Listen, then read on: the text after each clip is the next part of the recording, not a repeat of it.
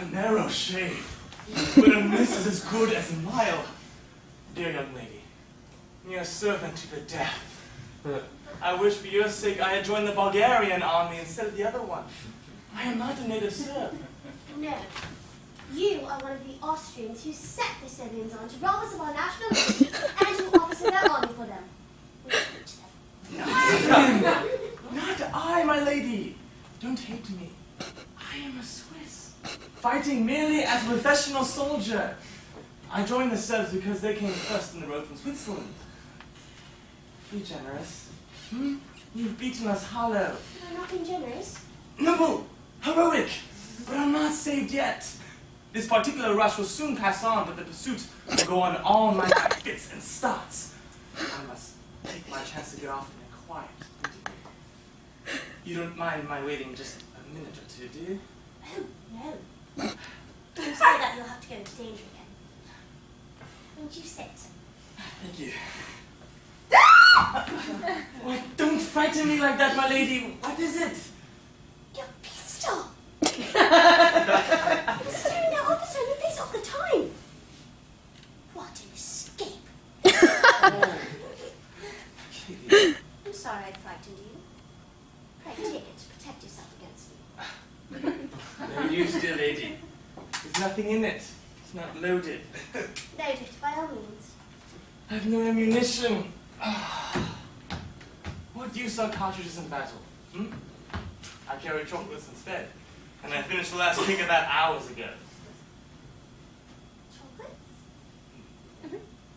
Do you stuff your pockets with sweets like a schoolboy, even in the field? Yes. Isn't it contemptible? I wish I had some now. Allow me. I'm sorry, I've eaten them all except these. You're an angel.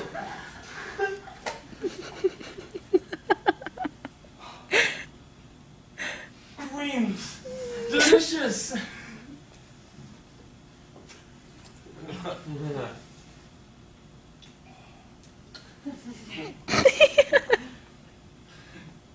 You can always tell an old soldier by the inside of his holsters and cartridge boxes. The young ones carry pistols and cartridges. The old ones grab. Thank you.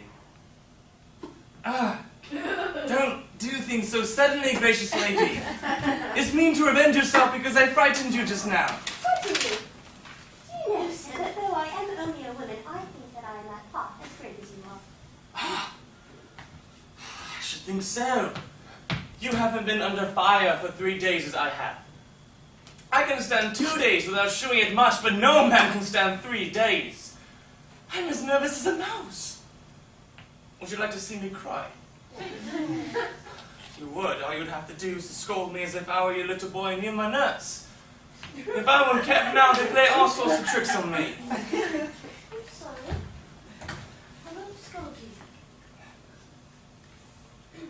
You must excuse me, our soldiers are not like that. Yes, they are. There are only 2 sorts of soldiers. Old ones and young ones. You can have served 14 years. Half of your fellows never smelled powder before. Why? How is it that you've just beaten us just now? Sheer ignorance in the art of war. Nothing else. I've never seen anything so unprofessional. Oh, was it unprofessional to beat you? Well, come.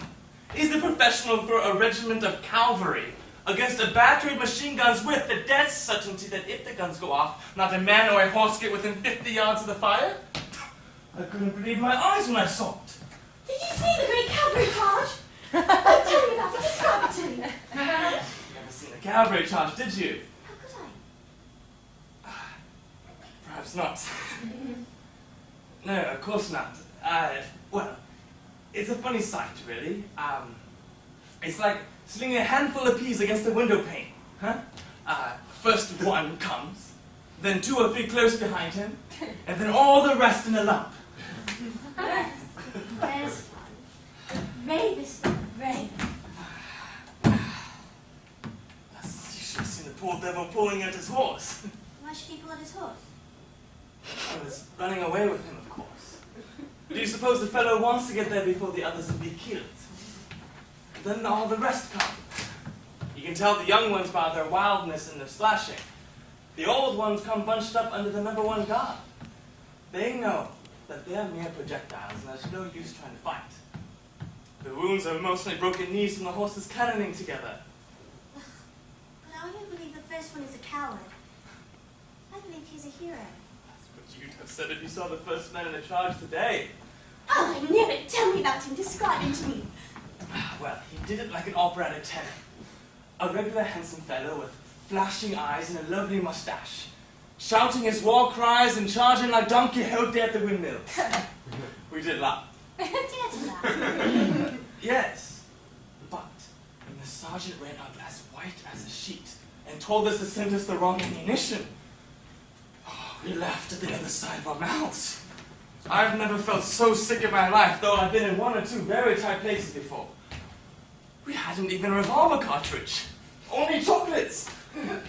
We no bayonets. Nothing. Of course they cut us to bits.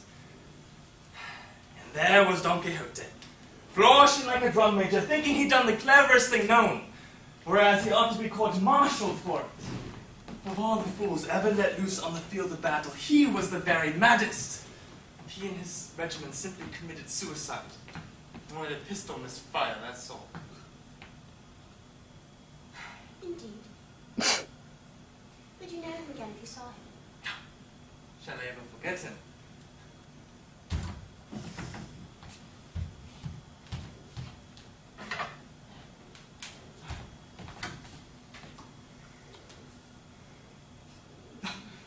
That is a photograph of gentleman, the patriot and hero, to whom I am betrothed. Oh, I'm really very sorry. Is it fair to leave me on? Huh? That's Don Quixote, all right. No doubt about it. Why do you laugh? I didn't laugh, my dear. I assure you, at least I didn't mean to. But when I think of him charging the windmills and imagining he was doing the finest thing... Give me back the portrait, sir. Of course.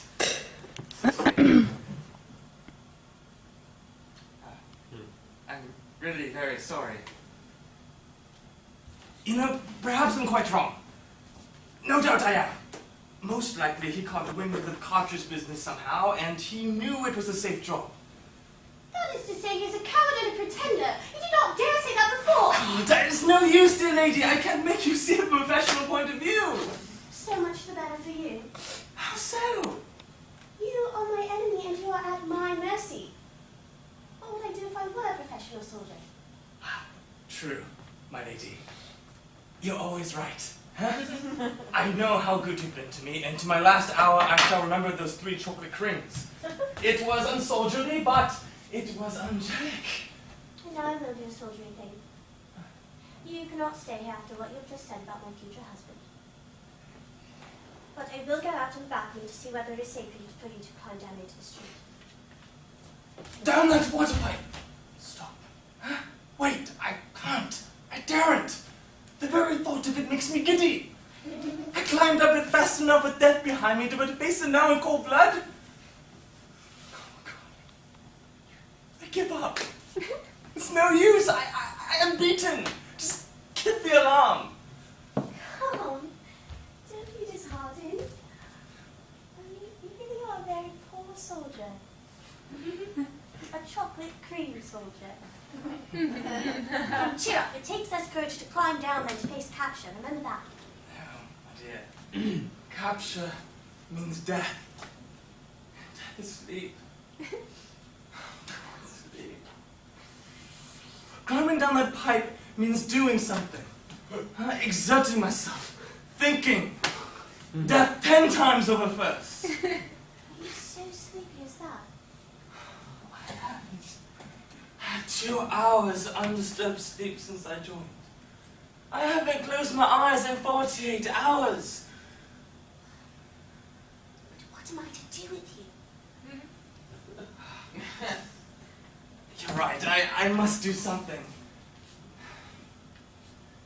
Well, you see, sleep or no sleep, tired or not tired, hungry or not hungry, you can always do a thing when you know it must be done.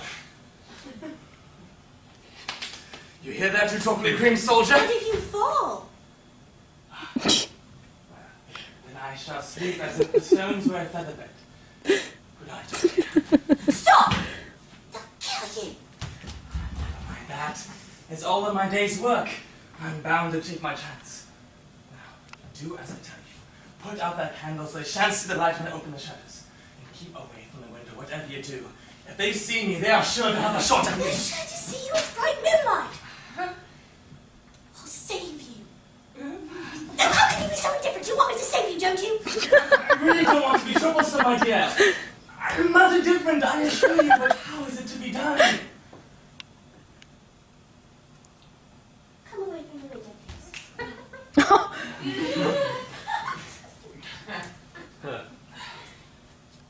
Now listen. You must trust our hospitality. You do not yet know in whose house you are. I am a pet cop. A pet what?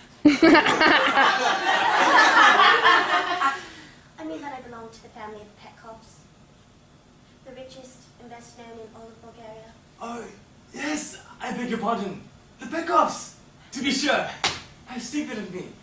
You know you never heard of them until this moment. How can you speak to pretend? Forgive me, gracious lady. I'm too tired to think, and the change of subject was too much for me. Now I must tell you that my father holds the highest command of any Bulgarian in the army. He's a general. A general? A major. A major? Oh, bless me. Think of that. Do you know what a library is? A library? A room full of books. Yes.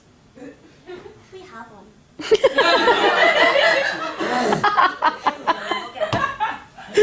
Actually, a real library.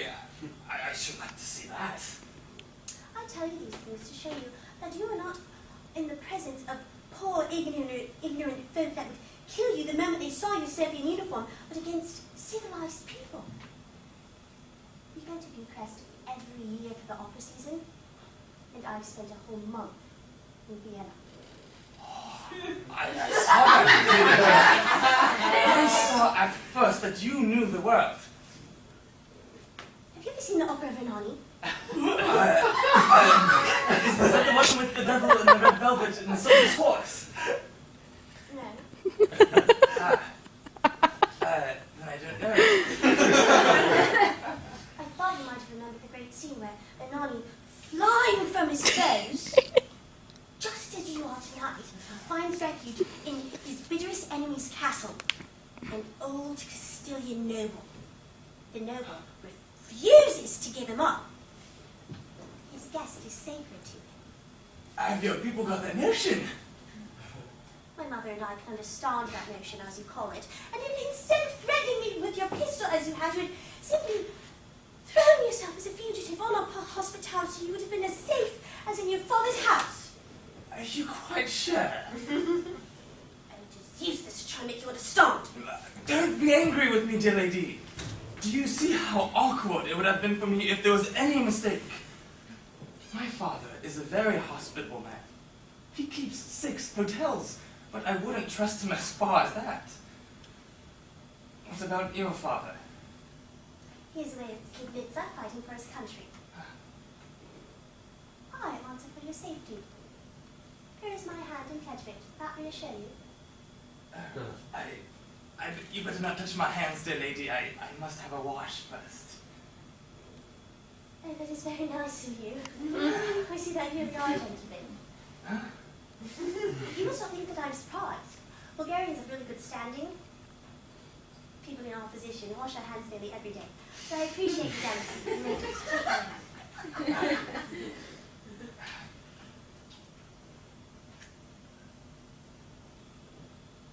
Thank you, my lady.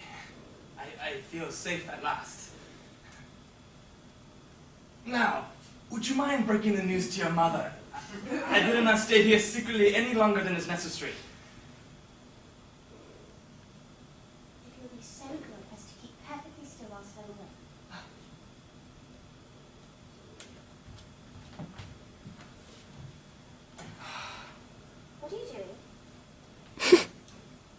asleep, are you? Yeah, you're falling asleep. No, my lady, I'm just lying down. I'm only thinking, I'm wide awake. Will you please stand up while I'm away? All the time, mind. Yes, of course, my lady. You may depend on me.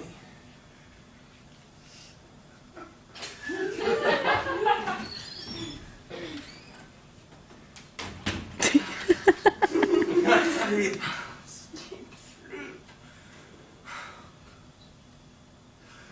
Where am I? That's all I want to know. Where am I? I must keep awake. Nothing keeps me awake like this. Danger!